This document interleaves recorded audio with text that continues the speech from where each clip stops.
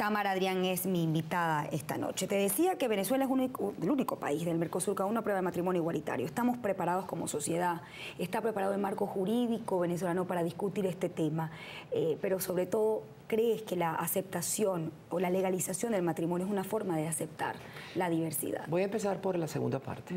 El INADI argentino, que es el Instituto Nacional contra la Discriminación, ha demostrado que a 4 años de vigencia del matrimonio igualitario y a 1 año de vigencia de la Ley de Identidad de Género y la Ley contra la Discriminación, la violencia verbal, física, el bullying escolar y la violencia de muerte de las personas por orientación sexual o por identidad de género ha bajado casi en 70% en Argentina. Es una consecuencia de la ley, porque la ley puede educar. Y ¿estamos preparados? Bueno, yo diría que me preguntaría si somos menos preparados que México, Colombia, Ecuador, Brasil, Uruguay, Argentina, Chile y Perú. Creo que si decimos que no, tenemos una muy baja autoestima como país. Porque la igualdad, en la igualdad ganan todos, incluyendo aquellos que están en contra de la igualdad. Cuando se abolió el racismo, ganaron todos, incluyendo aquellos que creían que los negros, pardos, mulatos, etcétera, no debían tener los mismos derechos que los blancos. Cuando se da la igualdad religiosa y se permite que haya libertad de cultos y libertad de no creer, también ganan todos, porque justamente el hecho de que antes las religiones determinaban tus derechos civiles y luego tú puedes tener libertad, pero los derechos civiles no están relacionados con tu religión, es el paso hacia la igualdad. Lo mismo cuando se le da el derecho a la mujer. Hay gente todavía que piensa que la mujer no debería tener derechos iguales que el hombre a estas alturas del siglo XXI. Y sin embargo, cuando se logra ese paso, todos ganan, inclusive aquellos que son fundamentalistas. Porque el triunfo de la libertad, el triunfo de la igualdad, es el triunfo de la dignidad y es el triunfo de la capacidad de disentir. Fíjate, tú hablabas de precisamente el bullying, la violencia que hay de género en los otros países, cómo se ha disminuido cuando se ha aprobado. Tú has vivido la mayor parte de tu vida aquí en Venezuela. ¿Has sido víctima de eso? ¿Sufriste eso? Sí, el bullying se sufre. Aunque fíjate que a nivel escolar yo trataba de ocultar por todos los medios mi identidad de género.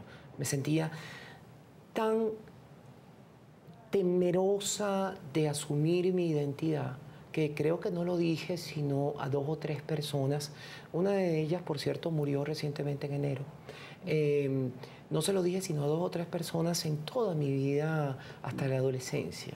Y no fue sino después, mucho más adelante, cuando yo me atreví a hablar, a verbalizar. ¿Qué consecuencias desde el punto de vista familiar, social, laboral tuvo decir y asumir públicamente su condición de mujer? Yo creo que poco a poco se va entendiendo que tu orientación sexual o tu identidad de género no afecta tu capacidad laboral, ni tu capacidad para criar, ni tu capacidad para ser persona. Nada tiene que ver una cosa con la otra. En consecuencia, mi desempeño laboral ha sido siempre impecable y creo que había hecho ya una muy buena carrera profesional, pero pienso en aquellas personas que no han tenido la suerte que yo he tenido y que han sido llevadas a los márgenes de la sociedad y a la pobreza. Y esa suerte voy, fíjate que tú eres una persona reconocida por tu gremio, respetada. No pasa lo mismo con aquellas personas que deciden asumir su condición, su identidad, su orientación sexual. ¿Por qué ha sido un caso distinto? ¿Qué te ha hecho diferente?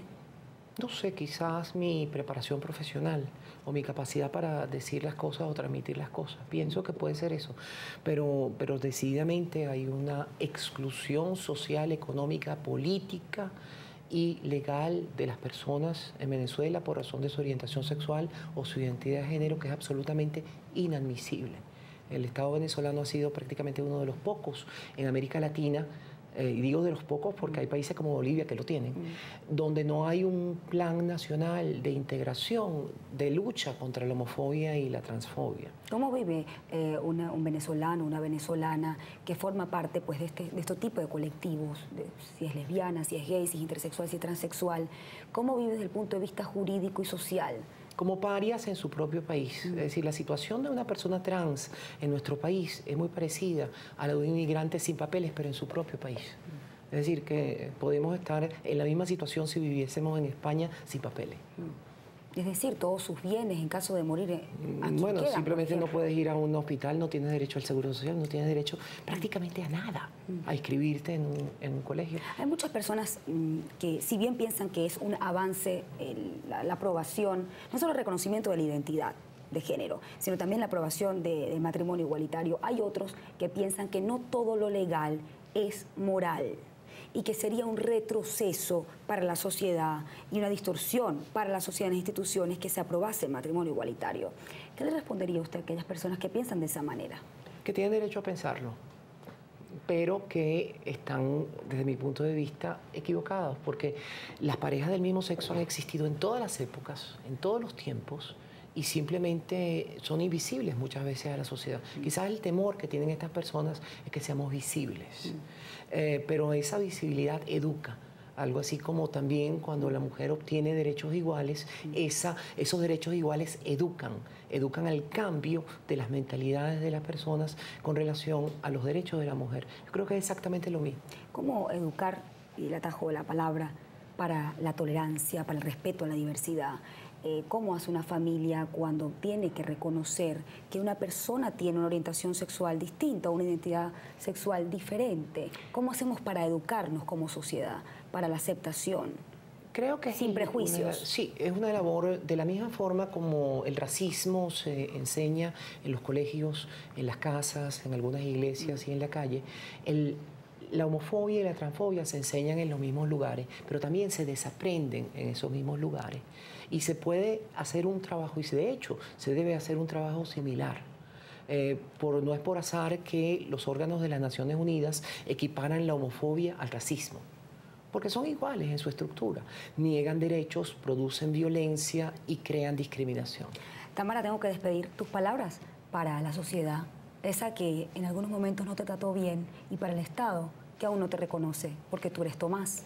Yo creo que ha llegado la hora de que Venezuela entre en el siglo XXI, en la era de la igualdad, y elimine las leyes que niegan derechos, que segregan a las personas por razón de su orientación sexual o de su identidad de género. Es tiempo, porque casi el 80% de la población de América Latina tiene ese derecho, y Venezuela está en ese último 20% de los países más retrógrados. ¿Por qué te quedas aquí en Venezuela si en otros países pudiese ser más feliz? Y la gente te reconocería, y el Estado te reconocería. Porque yo creo que mi deber es luchar en Venezuela. Y así lo he hecho siempre, y le he dado todo a este país. Yo no tengo otra nacionalidad. Todos mis ancestros vinieron antes de la independencia, con excepción de un bisabuelo que vino en 1872. Entonces creo que soy venezolana y quiero mi país y quiero trabajar por mi país con todo lo que le pueda aportar. Gracias, Tamara, por darnos esta entrevista. Sé que es difícil para ti abrirte con relación al tema de la identidad, así que te doy las gracias por haberme dedicado y dar la oportunidad de conocer a la gente tu historia. Porque un ser humano, igual que otro, tiene que ser discriminado por su orientación o identidad sexual. ¿Eso lo hace menos humano? No son distintos, no los tratemos distintos. Buenas noches.